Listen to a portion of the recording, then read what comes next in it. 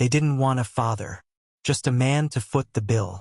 When I met Julia, she was already dragging the weight of 2 kids and a decade of emotional shrapnel from a marriage that left nothing but bad credit, 1 broken lease, and a pair of custody weekends that came and went like weather. Emma was 16 then, sharp-tongued and colder than steel, and Cole, 14, already fluent in silence. They lived behind bedroom doors, plugged into screens, speaking only when they needed something. And me? I was the man who believed love could patch anything, if you just showed up enough times. I moved in slow. You learn not to force your way in. The first year I made myself small, a shadow that paid the bills on time.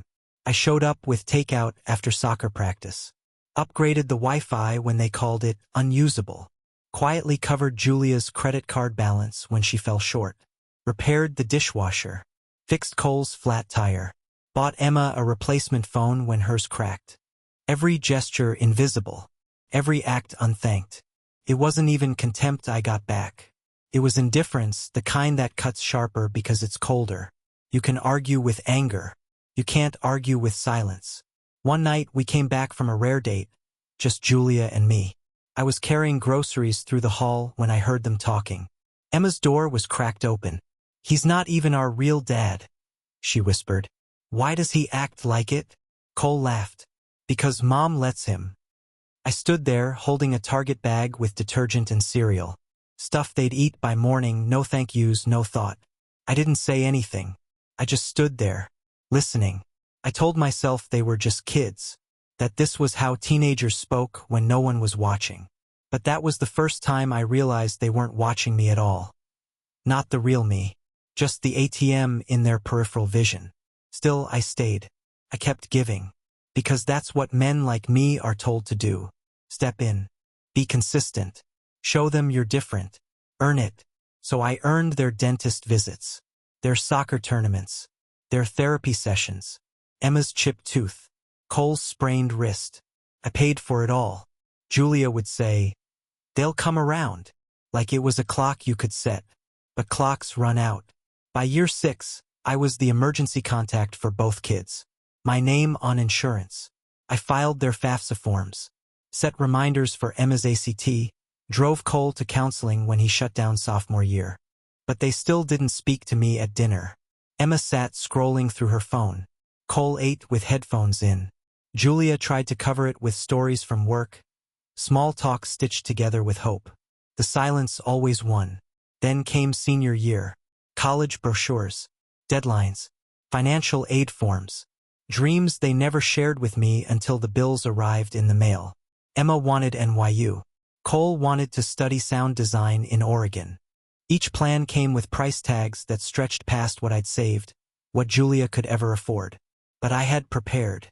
I wasn't their father, but I had saved like I was. 2 529 accounts. $62,000 split between them. Not enough for Ivy Leagues, but a start. Colorado State. Maybe community college, then transfer. Practical. Responsible. I printed spreadsheets, highlighted tuition costs, laid out scenarios on the dining table like a general preparing a war room. We sat down one night, all 4 of us. I walked them through the numbers, showed the scholarships, the in-state benefits, the long-term math. Emma crossed her arms, didn't even look at the papers. "This is between Mom and us," she said, like I wasn't sitting 2 feet away. Cole didn't lift his head, just muttered, "You're not our dad. You don't get a vote." Julia's silence? That was the loudest thing in the room. She didn't flinch, didn't defend me, just stared down at the table like maybe the numbers would rearrange themselves if she blinked hard enough. Something inside me didn't break. Folded, quietly, like a flag after a loss. I stood up. No yelling, no slamming doors. Just picked up the papers, stacked them neatly, carried them back to my desk. That silence gave me permission. If I wasn't their father, I wasn't their funder either. That night, I didn't sleep. I sat in the garage with the lights off, the soft hum of the water heater the only sound. I opened the folders, logged into the accounts, looked at every dollar I had earmarked for their futures, every transfer I had scheduled, Every automatic deposit I had kept alive through lean months. Not out of anger, out of clarity. They had drawn the line, so I stepped back. When Cole cracked his phone last year, I replaced it within a day. When Emma missed her SAT because she overslept, I paid for the makeup. When their dad forgot a birthday again, I sent gift cards so they'd feel less forgotten. And still, in the moment that mattered, I was dismissed like furniture, like background noise. They didn't want a father, just a man to cover costs. So the man took inventory. I remembered every slammed door, every refusal to say goodnight, every sideways look when I asked them to clean up after themselves. And I realized I wasn't part of this family. I was its bank. They said I wasn't their dad. Fine. Then I wouldn't pretend to be. And I certainly wouldn't pay like one. So I stayed out of it just like they told me. And I took my wallet with me. I didn't sleep that night. I just sat in the garage with the laptop glowing against my knees, the screen lighting my face while the rest of the house slept like nothing had happened. I could hear them upstairs, the soft creak of Emma's door as she got up to brush her teeth, Cole's heavy steps to the bathroom, the sound of Julia's wine glass being set down on the nightstand. Normal noises, peaceful ones, and I hated every one of them. I'd spent 6 years building a family I was never allowed to belong to. 6 years listening to their problems, solving them when I could, and paying for everything they didn't even know cost money. 6 years of trying to earn a place at a table where I was only ever a guest. That night, I made a choice. Not in anger, I didn't feel angry. I felt cold, like something inside had calcified, like the last ember had gone dark, and all that was left was ash. I opened the 529 accounts first. $62,143 across 2 accounts. Emma's had more. I'd been putting in $350 a month since 2018, even during the lean quarters when work slowed. I changed the beneficiaries. Not deleted, just redirected. Future children, maybe grandchildren, maybe retirement. I closed the automatic deposit schedule, set the notification preferences to me only, and moved on. Next, the custodial accounts. Those were trickier. Julia had partial access, but I was the primary. Cole's had $3,200. Leftovers from birthdays, side jobs, gifts I topped off for emergencies. Emma's was thinner, maybe $1,100. She dipped into it often, always through Julia. I stopped the transfers, marked them inactive, canceled the prepaid Visa cards tied to them. Then I sat back and stared at the numbers. Not because I was unsure, but because they were a kind of record, proof that I had been there, that I hadn't imagined the giving. I shut the laptop around 3:30 a.m. My body was heavy, but not tired, just final. When I came back inside, Julia was still awake, sitting at the kitchen table with a mug of tea she wasn't drinking. She didn't look up when I walked in. "You okay?" she asked after a long silence. "No," I said, "but I'm clear." She nodded, sipped nothing. We didn't speak again. The next morning, the world kept turning. Emma had a late start for school. Cole left before anyone else. Julia called in late to work, said she had a headache. I made coffee, stared out the window, and waited. The reaction came faster than I thought. Emma stormed into the kitchen just before noon, waving her phone like it was on fire. "What did you do?" she snapped. I looked up from my coffee. "My FAFSA account just changed. CSU says I'm missing expected contribution. Did you pull your info?" I didn't blink. "You told me I wasn't your dad, that I didn't get a vote." Her mouth fell open. "So you're just gonna screw me over because your ego's bruised?" I smiled, a small, tired thing. "I'm not screwing you over. I'm stepping out, like you asked."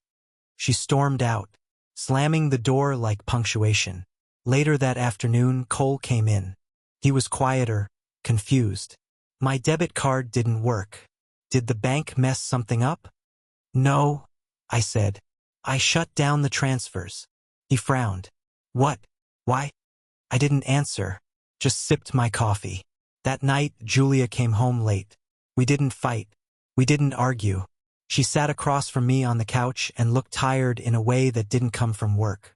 I'm not going to pretend they weren't out of line, she said. They've been cruel. I've let it go on too long. I nodded. That was it. But they're kids, she added. No, I said. They're young adults, old enough to decide who belongs in their world. They made that clear. She sighed. You're punishing them. No, I'm honoring their boundaries. She didn't have a reply. That weekend, the calls started. College counselor, school administrator, some woman named Ms. Ellis who'd worked with Julia on scholarship planning. Mr. Hudson, we're seeing discrepancies. Please speak to Julia, I said. I'm no longer involved. I repeated that line 3 times in one day. By Monday, the house felt like a pressure cooker. Emma was slamming things. Cole refused to eat. Julia walked like the floor might explode. I said nothing. Made coffee. Went to work. Paid only for what was mine. Emma confronted Julia next. I heard it through the walls. Why isn't he helping? You shut him out, Julia said, voice even. That doesn't mean. Yes, Julia said. It does. That was the first time I felt something like breath return to my chest. They wanted to be independent, then let them be. Over the next few days, emails kept coming. Julia fielded them. Financial aid rejections. Plan B options. Emma's application to out-of-state schools stalled. Cole started browsing local tech schools instead of Oregon. Riley came over, Emma's friend. They whispered about loans. Emma cried. I didn't say a word. One night, Cole found me in the garage. Stood awkwardly by the tool bench while I fixed a broken hinge. I need help with something, he said, quietly. What is it? Car insurance. I think it lapsed. I missed a payment. I nodded. Didn't gloat. Didn't say, ask your real dad. We sat at the kitchen table. I helped him draft an email to the insurer, find a new quote, set up a reminder system. He didn't apologize, but he listened. That was new. Emma took longer. She resented the shift harder. But eventually, even she started coming downstairs with less venom in her eyes. Julia kept her distance. Watching. We stopped being a war zone. We weren't a family. Not yet. Maybe not ever. But we were real and quiet. I had drawn a line, and they felt it. Not out of cruelty, but out of consequence. They told me I wasn't their father, so I stopped pretending to be one. And they learned what a father's absence really looks like. The house was quieter now, but not in a peaceful way. More like the calm that settles after a controlled burn. The air still held smoke. The walls still remembered fire. But the flames weren't coming back, and everyone knew who had lit the match. I didn't walk on eggshells anymore. I walked with certainty, not out of pride, out of relief. When someone finally tells you who you are not, you're free from pretending to be it. And that's what they'd done. You're not our dad. 6 words. Like a sentence and a verdict rolled into one. And I took them at face value. Riley dropped out of the Boston College plan. She didn't say it to me, but I overheard it on a call with a friend. It's not gonna happen. I can't afford the dorms, and Mom said no co-signing. Her voice cracked at the end. That was new. Cracks meant pressure. Pressure meant reality. Taylor started skipping his art school dreams. His laptop search history shifted from Philosophy Scholarships California to how to apply to community college grants. I saw his shoulders slump more. I also saw him wash his plate one night. First time in years. But the moment everything tilted came 2 weeks later. Jared, the ghost. The man whose DNA had been more valuable to them than my daily sacrifices. He emailed me. Subject line. Let's talk college. I opened it at my desk during lunch. Dry turkey sandwich, old coffee. Inbox full of chaos. And then this, hey Thomas. Heard through the grapevine things are tight with the kids. I can pitch in. I've set aside $500 a month for both. Not a lot, but something. Hope you understand, as a man, how important it is to support their education. That last line. As a man. I stared at it for a full minute before closing my browser. I didn't reply, just forwarded the message to Julia. The subject line stayed untouched. I added one sentence. Your move, she called within 10 minutes. I let it ring once, picked up on the second. He thinks $500 a month covers what? Tuition? Rent? Air? Apparently he's rediscovered his sense of duty, I said. I told him, she snapped. I told him that his absence doesn't give him the right to judge the man who's actually been here. He wants to help? Great. Send it directly to the kids. But we're out. For once, she didn't say I. No reply came from Jared after that. Not to her. Not to me. And as far as I know, not to the kids either. The money never showed. Instead, Emma picked up a job. Barista at a coffee chain across town. Woke up at 5:30 a.m. to catch the early bus. She stopped complaining about in-state tuition. Started asking questions about work-study programs. Taylor enrolled at the community college he once called lame. He tried to spin it, said he was doing it strategically to save money. But I saw the truth behind his eyes. The spin was to protect his pride. It was Cole who finally said what the others wouldn't. We were unloading groceries from the car. He looked up, sweating, bag of oranges in one hand. I get it now, he said. Get what? The math, the effort. The difference between someone who shows up and someone who sends a card twice a year. He didn't say sorry, but he didn't have to. That moment, that recognition, it was the apology. That week, Riley knocked on the bedroom door. First time in months. You have a second? She asked. I paused. Looked up from my paperwork. Sure. She sat on the edge of the bed, hands folded. Her face looked different. Older. Honest. I've been working, she said. Paying bills. Learning what things cost. And I realized you didn't owe us anything. But you gave us everything. And we threw it in your face. Her eyes were glassy, but she held the tears back. I'm sorry, she said. Not just for the words. For all of it. For not seeing you. I didn't gloat. I didn't say I told you so. I just nodded. Thanks, I said. That means a lot. She stood to leave, then stopped.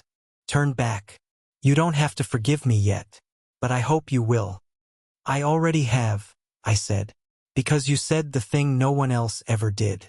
You saw me. She hugged me. Not a quick, polite hug. A real one. One with weight. That night, Julia made dinner. All of us sat down. Nobody scrolled their phones. Nobody slammed doors. We ate, talked, laughed even. For the first time in years, I wasn't a stranger in my own home. But I also wasn't the bank. I had stepped away. And in the silence that followed, they saw the shape of what I used to carry. I didn't lecture them. Didn't list the receipts or hours or missed dreams of my own. I just let them live with the absence of my giving. And it taught more than my presence ever could. So when Jared's name popped up in a group text, offering to help with a few things again, Emma replied first. We're good. Riley followed. Thanks, but we're figuring it out. And Taylor, the quietest of the three, typed what I'd never thought I'd see. We've got a real father here already. The kind who stayed. They didn't show me that message. Julia did. Quietly one night as we folded laundry. I thought you should see, she said. I read it. Once. Twice. I didn't cry. But something melted that I didn't realize was frozen. It wasn't money that made me their father. It was my absence that taught them what I had always been. And sometimes, stepping back is the only way they learn who held the foundation all along. A year passed. Emma stayed at Colorado State. Riley re-enrolled after her gap year. Taylor managed to transfer from community college into a decent liberal arts program 2 hours north. None of them left the state. None of them carried the entitlement they once wore like armor. They still carried debt, though. Loans. Part-time jobs. Rent due on the first of every month. It shaped them. Hardship always does, it forces clarity.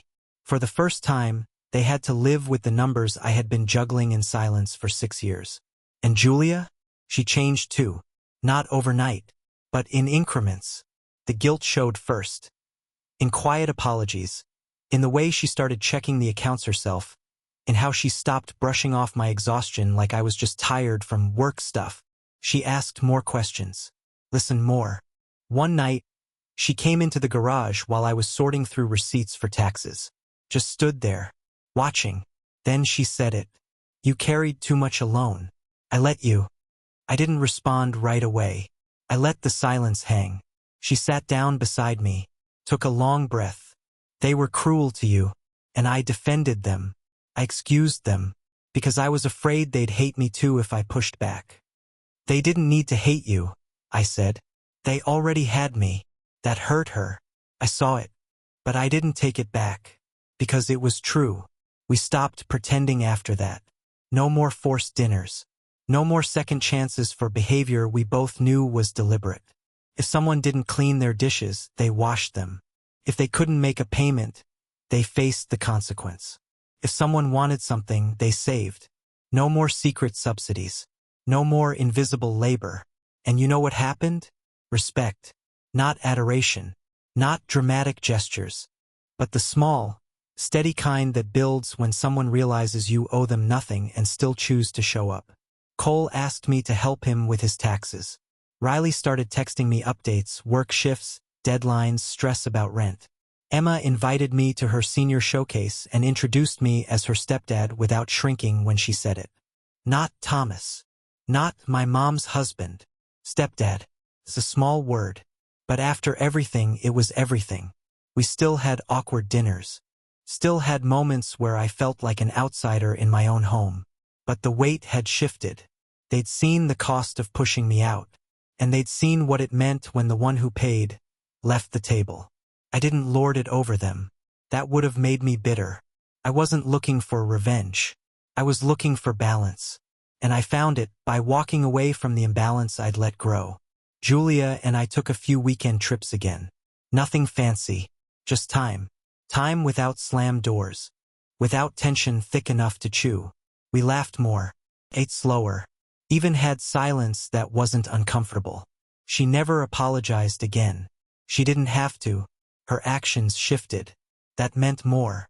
Then Thanksgiving came. Emma brought her boyfriend. Riley brought a pie she made from scratch.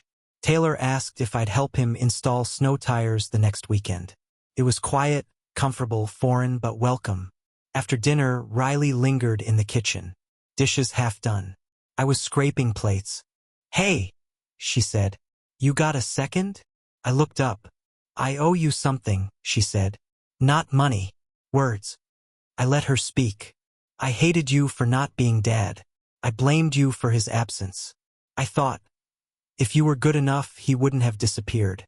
I stayed quiet. My hands never stopped moving. But he was always gone, she said. Even when I was little. And you were there. Every time. Even when we made it hell for you. I turned to her. Her hands were shaking. You deserved better.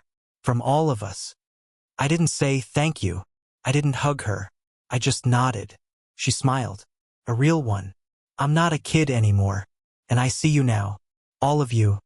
Later that night, I went outside. Sat on the porch with a beer. The stars were out. Cold bit the air. Inside, the house buzzed with quiet conversation. Music from the speaker.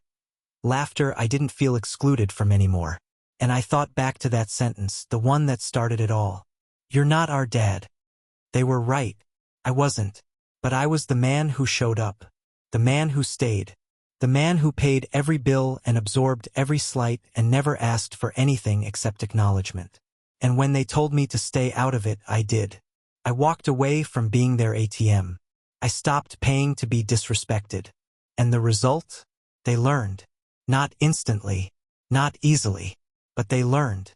Because sometimes the only way to be heard is to go silent. And sometimes the only way to be valued is to stop giving. So now I ask you, whoever's still reading, was I wrong? Was I wrong to cut them off? Was I wrong to force them to feel the void they carved in me? Or was I just the first man who refused to be used without gratitude? They told me to stay out of it. And I did. But now they know what it costs to lose someone who paid everything without asking. And they know this. A man who stays, who truly stays, will one day choose to leave if staying means erasing himself. Tell me, would you have stayed?